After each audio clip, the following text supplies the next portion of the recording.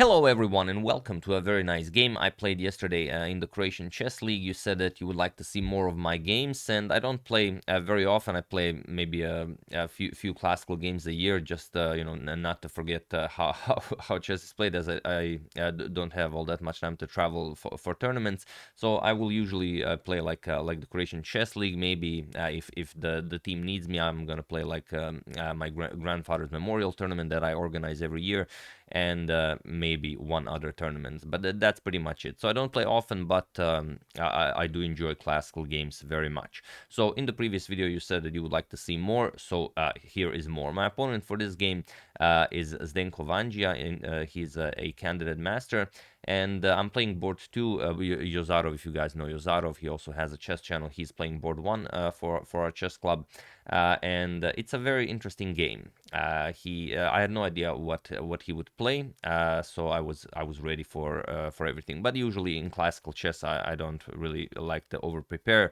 I figured that when I over prepare, I just I learn the moves and I get good positions, but I have no idea how to play them. This way, I know generally what I want to do. I want to play good moves, go into positions that I understand, and then I usually play much better.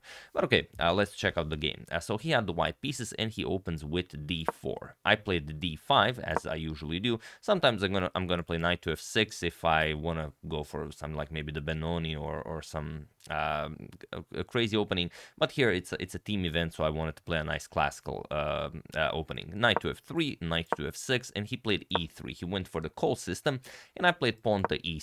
Later, after we were analyzing the game in the bar, Yozarov said that maybe you should play something like c5. Don't go into symmetrical openings, and you will get positions that you prefer playing. You're an attacking player. You like crazy positions, so maybe try not to play such positional moves. But like I said, it's a team event. I don't want to mess up anything for my team, so I played a nice e6 move.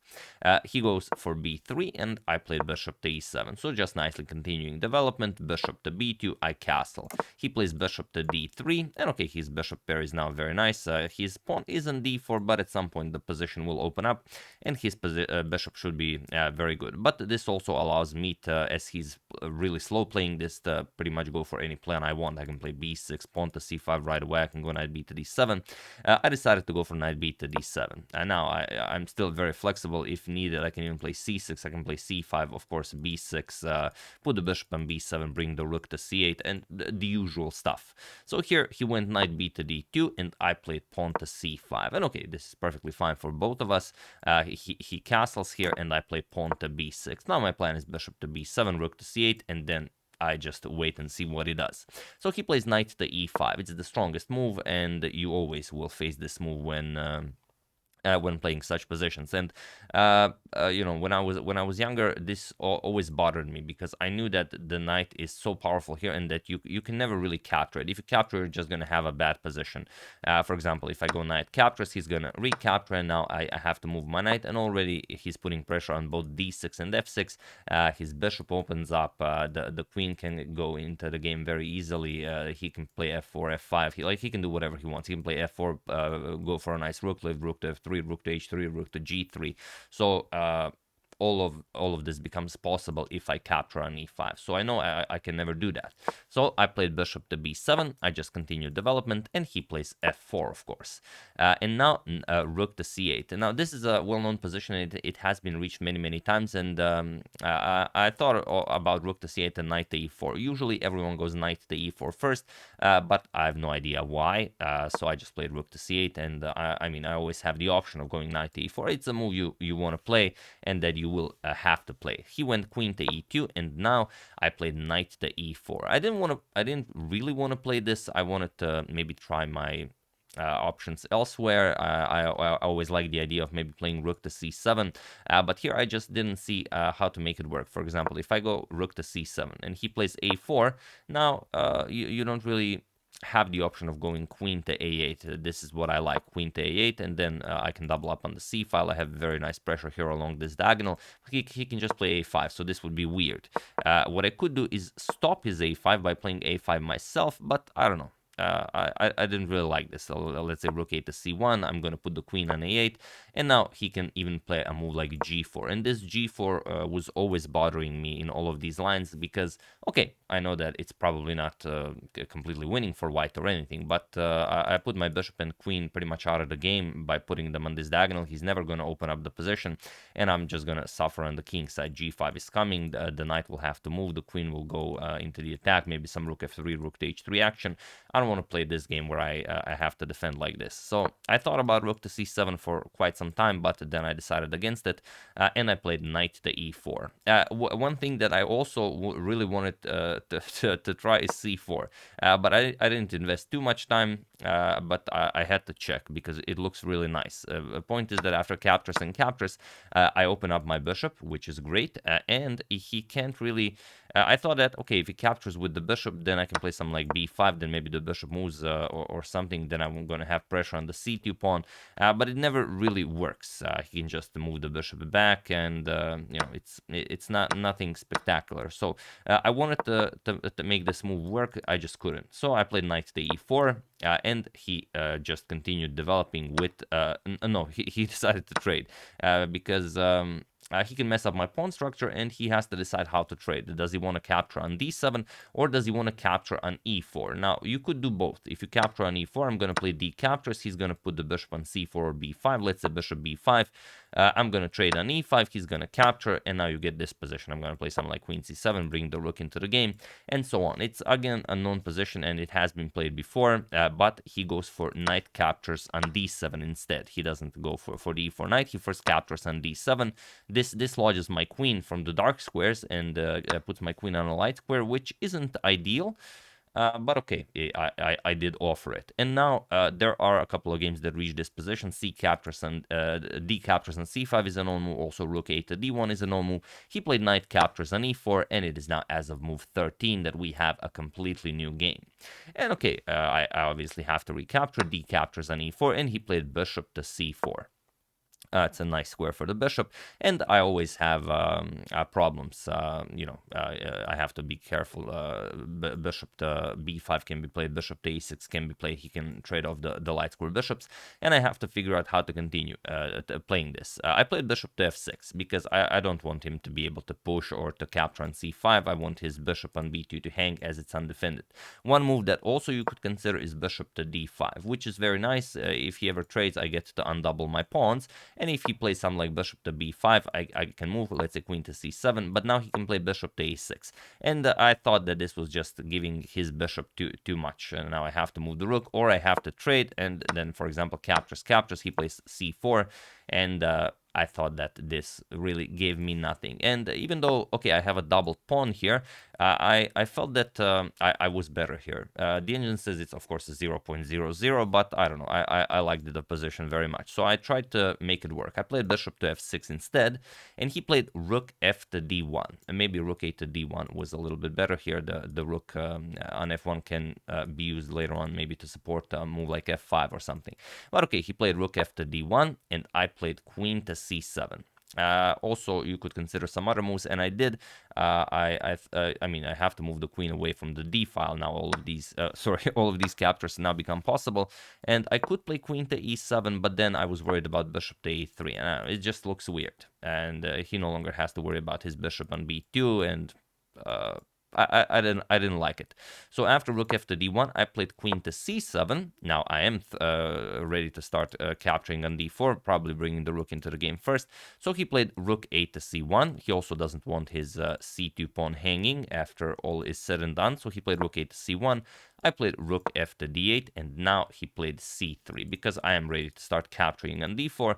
He played c3, and here I really went into a deep think. I was spending much more time than he did. He played pretty much all of his moves very quickly, so I was already down to maybe 25 minutes here. And, you know, it's a classical game. We both start with an hour and a half. But I couldn't find a way to improve my position. I know, okay, I can always capture on d4, but I don't want to play that. I really want to just improve my position as much as possible before making such a committal move. The problem is I had no idea how to continue playing this because I thought about a6. I thought about it a lot because, okay, if he captures, obviously I can recapture and play rook to a8, and then the a2 pawn falls. This would be good for me, but then I thought he's just going to play a4, and now my pawn on a6 is just stupid. I'm going to have to play a5, and I mean, what is happening now? He's going to play something like rook d2. He can double up on the c file. He can double up on the d file. It's pretty much he can do whatever he wants. So it's a it's a move, but I didn't really find a way for it to work. I can always play g6. I know that I have to give my king some breathing room. I can put the bishop on g7, so it's also an option. One other thing that I did consider is pawn to g5, and I thought that this would be pretty good, because the e3 pawn is so weak, and I wanted to open up my queen, but it just doesn't work. For example, captures, queen g4. I just blunder material.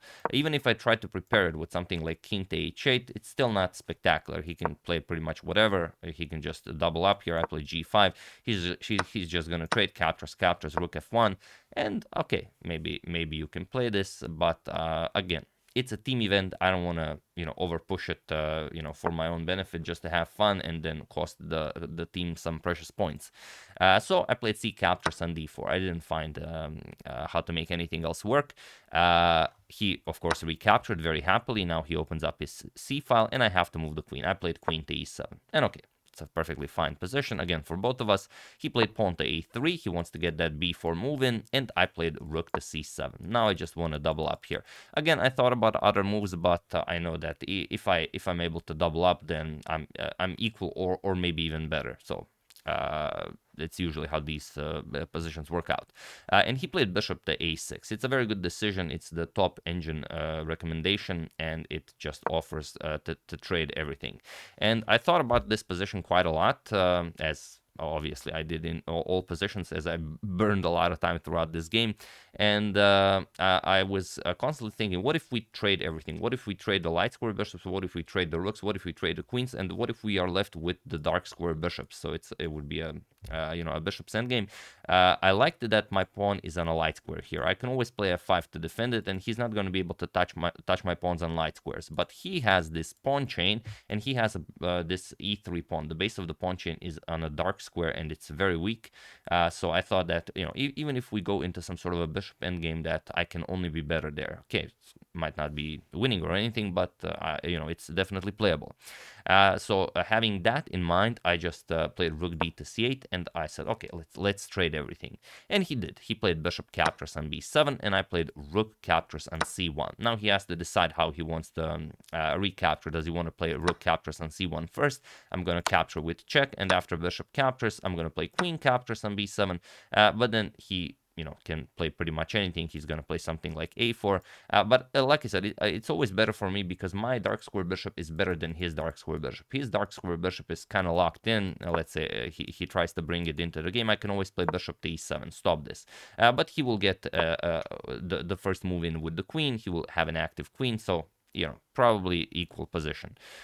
So you could play this. He decided to go for bishop captures on c8. I played rook back captures on c8, and now this is the position that you have. And the move I was expecting him to play is rook to c1. Of course, you have to counter my rook on the c file. I'm just gonna trade, let's say captures, and I get queen to c7, and I get to control the c file because he had everything in this game. He had a very strong center. He had a beautiful knight on e5. His bishop pair was spectacular. The one thing that I wanted me to have is the c file. Like, he has everything, and I can't do anything about that, but the c file will be mine. And that was basically my whole goal this game, to somehow utilize the c file to my advantage. But okay, I would play this. He would play queen to c4 probably. And I would have to decide whether to trade or not here. Probably I would decide against trading, but that also means giving up the c file for the moment, or because if I trade, I don't know, now the pawns just look a bit too good. Even though, okay, these are still on dark squares, and it could be hard to play, but it looks very nice. Like he's one push away from creating a passed pawn. So rook to c1 is the move that I was expecting. However, he played queen to a6, and I was very, very happy when I saw this because okay, he does have some back rank pressure here. He's putting pressure on the a7 pawn. He's putting pressure on my rook. You know, I have to be careful. But he also allowed rook to c2, and I thought this was giving black a bit too much. First I thought, okay, he's giving me a bit too much, but it's also possible that I'm just blundering something. Am I not seeing something? Am I just gonna, do something terrible? But I couldn't find it. I did invest some time here, so I just played rook to c2, and it is the top engine recommendation. So, I mean, I had no idea why he allowed this. He probably saw something that completely different than from what I saw. And here again, I was expecting rook to c1. You have to play this because there's just no other move. And then I'm going to play queen to c7. I'm going to put pressure on his rook, and he's going to have to go back. Queen to f1, and my position is just better. I have all sorts of moves here, all sorts of ideas. Even g5 becomes possible now, putting extra pressure on that e3 pawn. So it's very hard for him to play this. Let's say captures. I open up my king a little bit, but it looks very ugly for him. So this is what I thought that he would play, and that he would have to suffer for the rest of the game. However, he played bishop to c1, and now the position is completely winning for me, and I was very, very happy when I saw bishop to c1. I just had to calculate to see if I'm not blundering anything, because it was such a hard game to play. I had to calculate a lot, and pretty much every plan I checked was not going anywhere.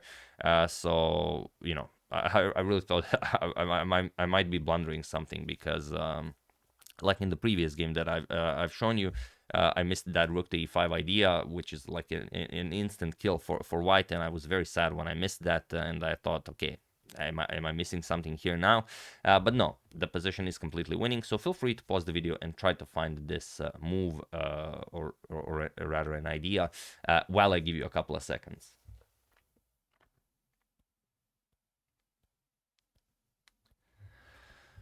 So for those of you who were able to do it, congratulations on realizing that you have to take control of the C file, and that takes the game for black. And for those of you who just want to enjoy the show, it is queen to C7. This is what I played, and there's no coming back from this. There's sort of an even stronger engine move, queen to D7, but this just looks weird. And the engine says, okay, white has nothing here. The problem is you really don't have a move for white here. Let's say you try something like bishop to D2. There's even bishop captures on d4, and now, okay, you just grab the pawn, and white is completely lost. Of course, if you captures with check, king to h1, e3, and white resigns. So queen to d7, very scary move. But queen to c7 is the first move I checked, and then as I kept checking, I just didn't find a way for him to actually refute this idea. So that's why I played it, and I thought that he has to go queen to f1, and it is the top engine move, but it doesn't really help white all that much. The problem is I have queen to c3, I'm putting pressure on e3, I'm putting pressure on b3, I'm going to put the bishop on e7, and there's just not a lot of ways he can play this. There's no move that he can make to make his position better or anything. But he didn't go for this queen to f1 idea. Instead, after queen to c7, he just played bishop to d2, and I knew because I thought about bishop to d2 before I played queen to c7, and I found, okay, it just loses the game. But he missed it, so I was again very, very happy that he played it. So feel free to pause the video for the last time and win the game for me while I give you a couple of seconds.